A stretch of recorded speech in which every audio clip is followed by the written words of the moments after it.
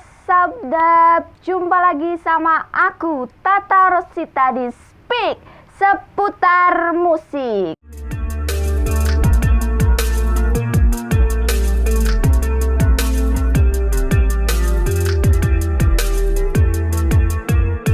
Oke, setelah sekian lama kita tidak berjumpa, akhirnya kita berjumpa lagi. Karena saya beberapa minggu yang lalu sedang di endorse COVID.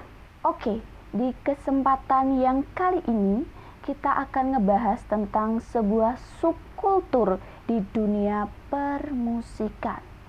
Subkultur ini cukup unik guys, mulai dari musiknya, paham yang dianut, hingga dandanan mereka. Ya, kali ini kita akan bahas tentang People United Not Kingdom atau PUNK.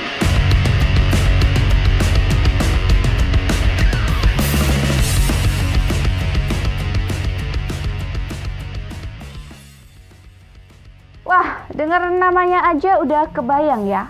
Pasti musiknya keras menghentak, rambut mohawk, piercing, dan tato di mana-mana. Saya juga punya tato loh, tapi tidak bisa diperlihatkan. Berbicara tentang punk, subkultur yang identik dengan penampilan garang, urakan, atau bebas merdeka ini sebenarnya lahir di kalangan masyarakat muda di Inggris dan jauh di sana. Awalnya, sejarah punk ini bermula di pertengahan menuju akhir tahun 1970-an. Saat itu, pergerakan punk ini didominasi oleh anak-anak yang berasal dari kelas pekerja di London, Inggris. Kala itu, permasalahan ekonomi yang tidak setara merupakan salah satu isu yang cukup penting jadi bagian dari sejarah punk. Saat itu, punk juga sebagai bentuk protes terhadap aliran musik.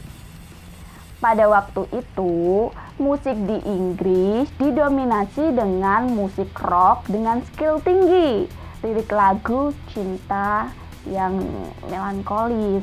Jadi perubahan gitulah. Lalu punk hadir sebagai semangat baru bagi para pemuda pencinta musik.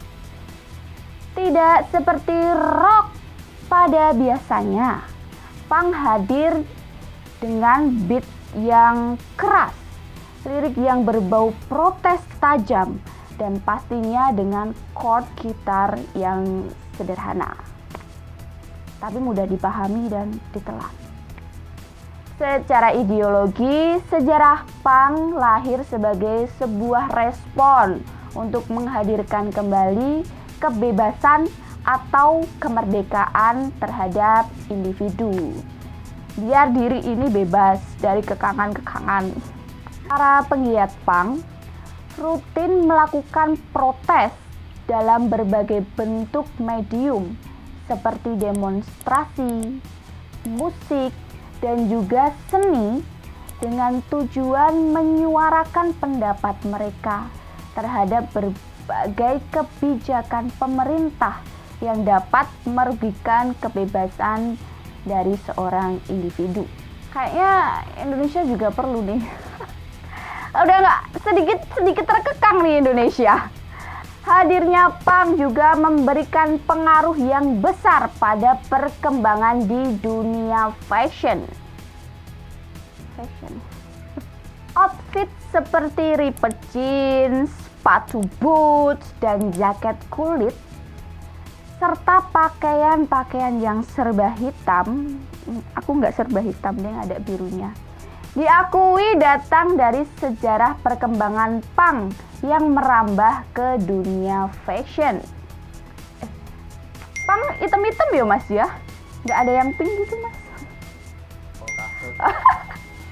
Hal ini tak lepas dari seorang Vivienne Westwood, yaitu seorang desainer yang membantu menghadirkan sebuah interpretasi yang berbeda terhadap citra punk melalui karya-karya desainnya.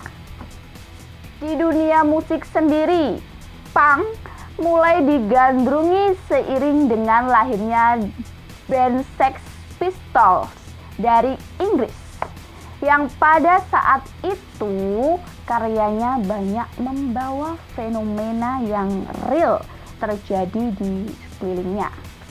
Di negara Paman Sam pun punk mulai berkembang. Namun perbedaannya adalah punk di Amerika lebih terstruktur, terorganisir. Mereka lebih sering berkumpul untuk membicarakan aksi-aksinya. Sebuah klub musik legendaris, CBGB, diklaim sebagai pusat perkumpulannya para penggiat punk di New York, guys. Nah, dari sinilah banyak band punk legendaris mulai bermunculan dan berkembang, seperti Ramones, Social Distortion, Bad Religion, dan lain-lainnya. Masih banyak lagi yang ejaannya juga lebih sulit, jadi yang ini ajalah. Barulah tahun 80-an mulai muncul skena hardcore punk sebagai bentuk integrasi budaya pergerakan punk. Tak hanya di ranah Eropa loh guys, dan Amerika saja, punk juga merambah masuk ke Asia, negara kita, Indonesia tercinta.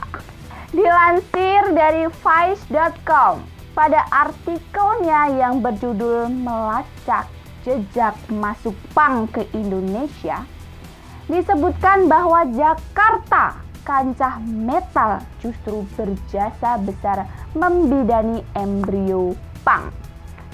Band-band thrash metal seperti Rock, Adaptor, Mertus, Sugarhead, Painful Death, hingga Rotor disinyalir menjadi gerbang masuknya punk rock ke Indonesia. Nah nih, pelajari nih, seorang punk-punkers. Keberadaan Pip Pub yang berlokasi di Pondok Indah, kawasan elit, sebagai saksi sejarah lahirnya punk rock Indonesia, terutama di medio 1987 sampai 1991. Beh, urung lahir aku masih anak-anak ternyata. Setelah itu muncul band-band punk rock anak bangsa seperti kalian tahu pasti nih, Superman is Dead, Marginal, Begundal Lowok Waru. Wah, siapa yang gak kenal mereka ya kan? Di tahun-tahun berikutnya. Sampai hari ini masih banyak banget band-band punk yang lahir sebagai bentuk regenerasi dari semangat pergerakan di Indonesia, guys. Nah, kalian siapa nih band punk favoritmu? Bisa ketik di kolom komentar. Komentar aku juga gak apa-apa. Bang, kurang punk gue, Bang. Yuk, saatnya kita bagi-bagi playlist. Pertama, ada Stupidity dengan lagunya yang berjudul Kau.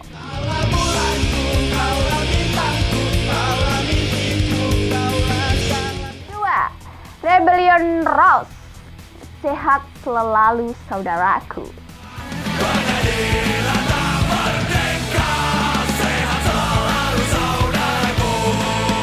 Tiga, The All American Reject, Dirty Little Secret.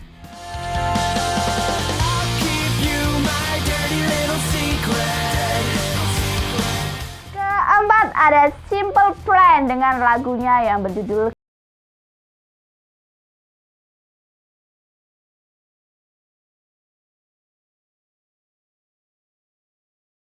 Rosemary, Come On.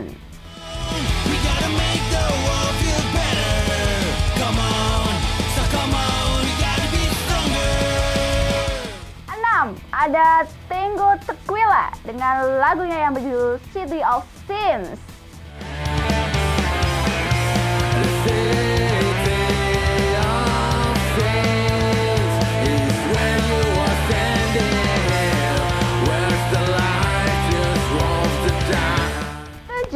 Atau lagu yang terakhir ada punyanya The Jihad dengan lagunya yang berjudul Burn and Chaos.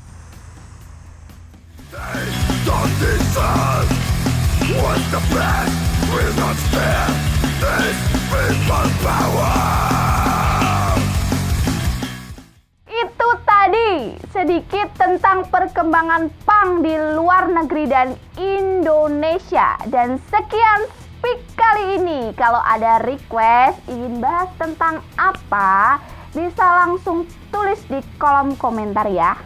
Atau bisa DM kita di IG @jklc.media. Ya, kalau ada kesalahan atau ada yang terlewatkan, mohon dimaafkan ya. Karena sempurna hanya milik Tuhan dan Andra and the Backbone. Jangan lupa share, like, dan subscribe. Thanks for watching and bye.